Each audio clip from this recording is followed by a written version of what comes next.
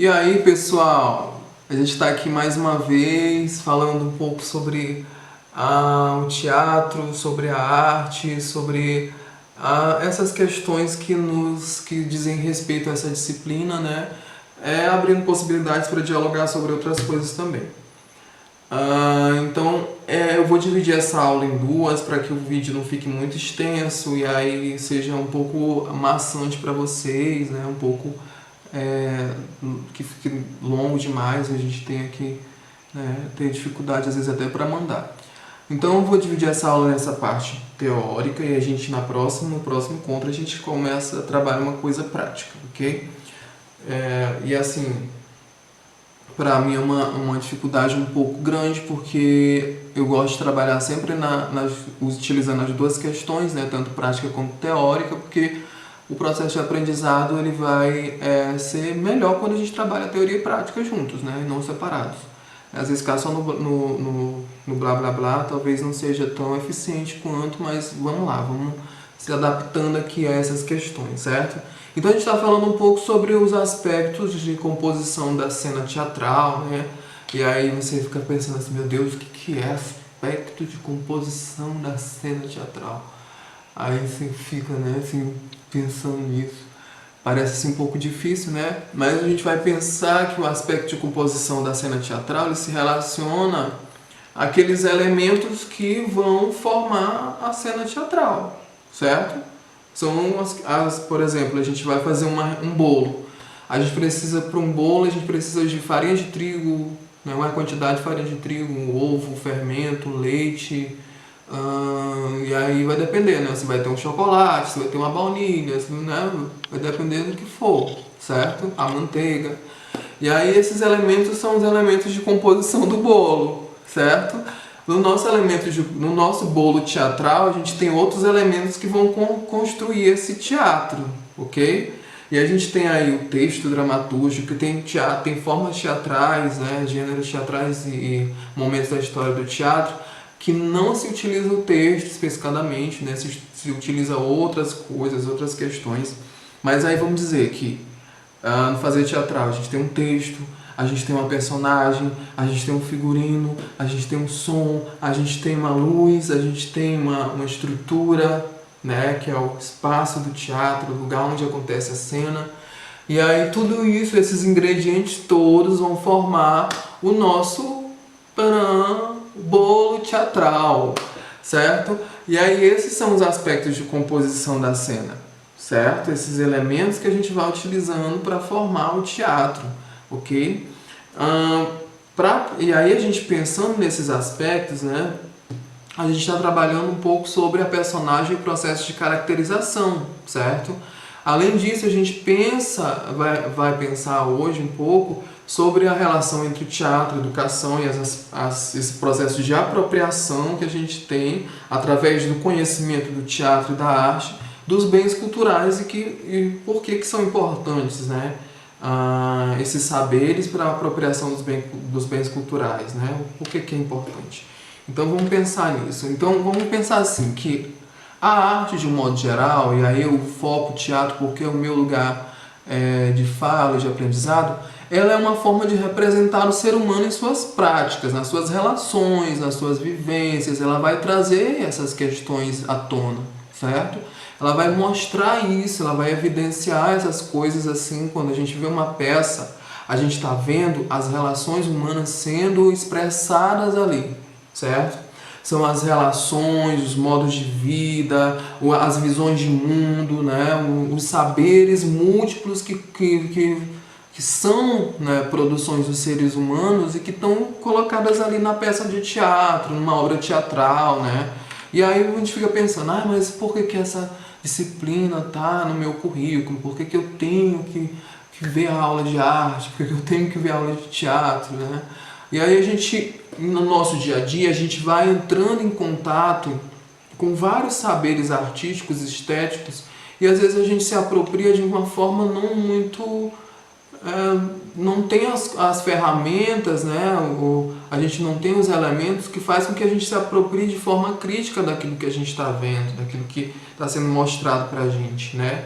E aí quando a gente, por exemplo, vê uma cena na rua, quando a gente vê uma apresentação, por exemplo, do Bumba Meu Boi, que é um teatro popular, né? Que é um tipo de teatro popular, que é uma performance popular, né?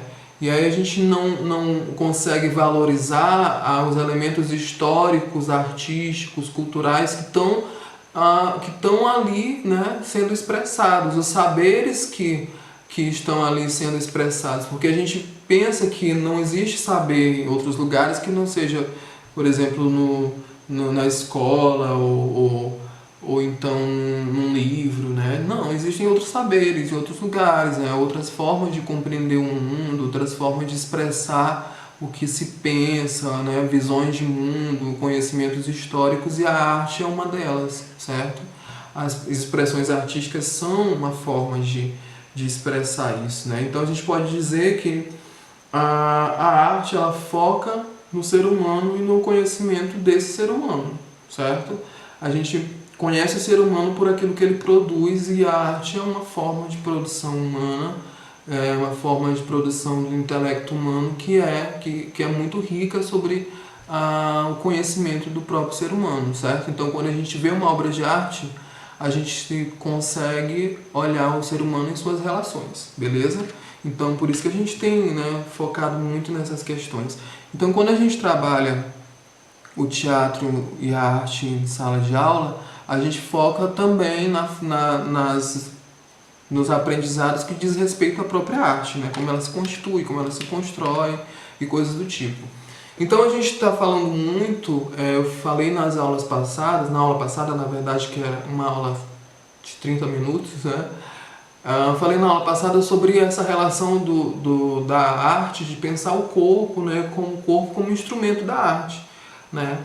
E aí a gente pensando no viés, né, no olhar sobre a personagem, né? A gente olhou um pouco sobre o corpo, né, o corpo como ferramenta, o corpo como instrumento de construção dessa personagem, né? E aí eu trouxe alguns aspectos históricos para a gente pensar, mas são aspectos históricos que falam de coisas práticas, e é por isso que sempre quando eu falo assim, as aulas práticas junto com as teóricas são importantes por causa disso, ok? Porque a gente está falando de uma coisa que é prática, que é teórica, mas é prática, né? Então, tem um cara lá na Rússia, né, no final do século XIX, por aí assim, ele construiu um método, ele sistematizou um método de construção da personagem que não existia até então um método, né? O método foi construído por ele. Existiam propostas, existiam ideias ali, existiam outras formas de fazer, mas ele foi sistematizando um método de construção, certo? E aí eu falei para vocês que existia uma forma psicológica de construção da personagem e uma forma que focava no aspecto físico. Ele começou a pensar, né, o nome dele é o Stanislavski, é um nome assim, meio estranho, né? Mas é esse nome, Stanislavski, é um dos primeiros caras que vão sistematizar a forma de pensar o teatro, né? E aí ele vai sistematizando ali, pensando em como o ator, a pessoa que vai trabalhar com teatro pode acessar as nossas emoções, as nossas experiências, o nosso mundo do subconsciente, né? E aí ele vai vendo que não existe uma forma muito, um caminho muito específico para a gente acessar isso, né? Existe ali a nossa consciência e o nosso subconsciente, né? Segundo a psicanálise são dois âmbitos, e aí eu não quero entrar muito no mérito da questão. E aí ele vai percebendo que o nosso subconsciente, esse lugar das emoções também, ela não é muito acessível, né? E aí ele vai criar um método que é um método das ações físicas, certo? E aí ele vai criando nesse método das ações físicas, ele vai puxando vários elementos. Lembra da receita do bolo? Então, ele vai pensar que, por exemplo, a ação física é uma forma da gente suscitar, da gente fazer acessar, da gente, vamos pensar aqui, da gente encontrar a emoção para a construção daquela cena, certo? a gente vive várias coisas na nossa vida, várias experiências, né? A gente tem várias vivências que nos vai construindo aquilo que a gente é, certo? Essas experiências, elas estão gravadas na nossa pele, na nossa memória, em todos os lugares da nossa vida. E aí quando a gente vivencia algo, né, similar através do corpo, né, a gente vai acessando esses lugares da memória ali, certo? A gente vai acessando esses lugares das nossas experiências, ok? Então para ele alcançar esse método, ele faz com que o ator trabalhe com a partícula si, né? Ele coloca o ator nesse mundo ali, né? No mundo da personagem, no mundo imaginário, certo? É o exercício da imaginação. Lembra que eu pedi para vocês fecharem os olhos e aí vocês mergulharem em vocês mesmos, né? E aí buscar as sensações. Então a gente entra dentro de um outro mundo, de um outro lugar que não é um mundo da realidade material, certo? É um mundo da realidade ficcional, é uma outra realidade, é uma construção, na verdade, certo? E aí a gente não entende aqui a construção dentro da arte como algo inverdadeiro, não é uma inverdade, certo? É uma realidade ficcional, certo? É uma verdade cênica, como a gente fala. E aí para a gente construir, para a gente entrar dentro desse universo do si, né, desse modo aí, a gente encontra elementos dentro das circunstâncias dadas, ou seja, dentro daquilo que o papel, daquilo que o texto, daquilo que a proposta nos traz. E aí essa ideia que está dentro do texto, ela me dá indícios sobre o que eu preciso, né, para construir a personagem, ok? Então, outro aspecto que vai construir, que vai ser a receita, né, vai ser, como é que eu diria, os ingredientes da receita para esse método das ações físicas, é o acesso às memórias emotivas, ou seja, o ator, a pessoa que trabalha com teatro, ela tem uma carga de experiência, de vivência já, né, ali, ela traz todas essas vivências. E essas vivências precisam ser acessadas e elas são acessadas através desse processo com as ações físicas, ok? Que é o que ele vai encontrar depois, né? Ele não é um encontro que ele tem de primeira ali, não, no processo dele. É uma coisa que ele vai pensar, vai experimentar, né? E aí ele vai chegar a essa conclusão. Outro elemento desse trabalho dele é o que ele chama de fé ou sentimento de verdade. Falei para vocês que a gente vive a verdade cênica, né? Existe uma construção de verdade ali. Então eu preciso acreditar naquilo que eu estou fazendo. Eu preciso ter fé naquilo que eu estou fazendo. Não adianta eu chegar na frente do público e aí fingir que está acontecendo. E, oh, meu Deus, se dentro aqui eu não estou acreditando em mim. Eu tenho que ser convincente para quem está me olhando.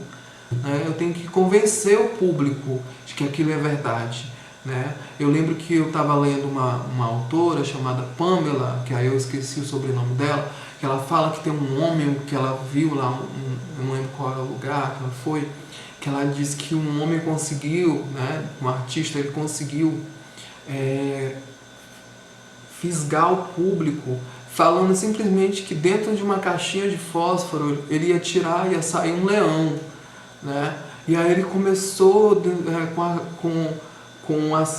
puxando a atenção do público para aquela caixinha, né? E de lá ia sair uma fera e não sei o que, e o público ficou ali, né? Formou uma roda em volta dele. Ele estava acreditando naquilo que existiam justificativas dentro dele, né? Que faziam com que ele mesmo acreditava no que ele estava falando, certo?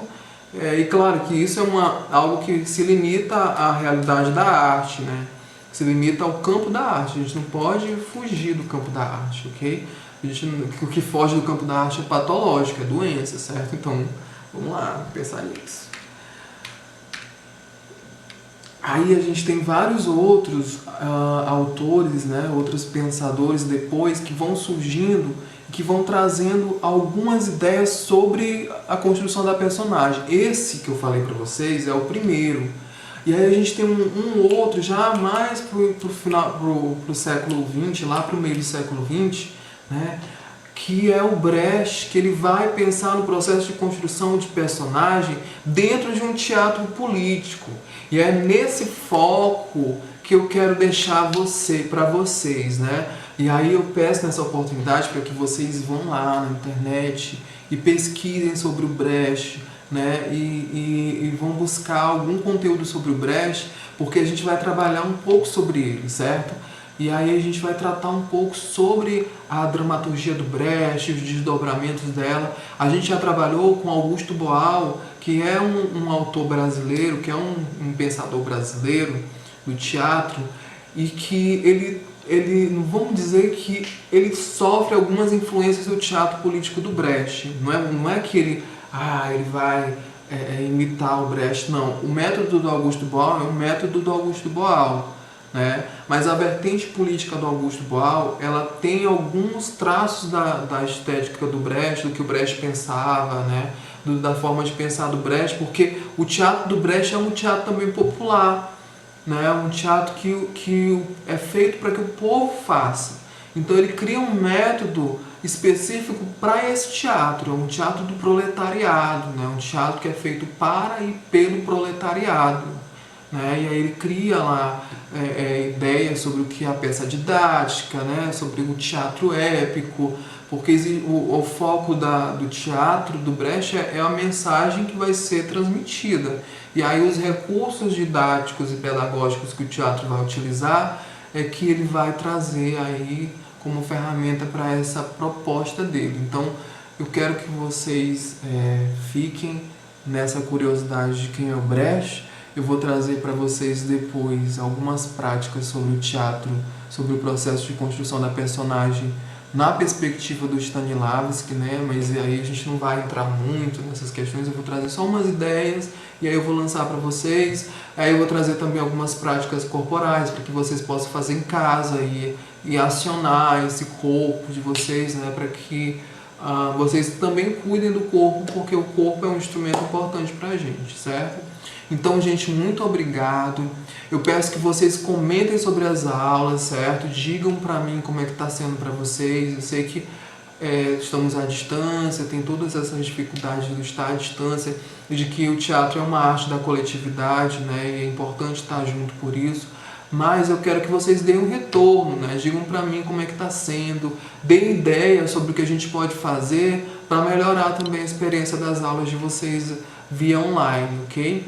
Então, gente, muito obrigado, até a próxima aula, deem um joinha de vocês, certo? Deixem os comentários aqui, obrigado, tchau!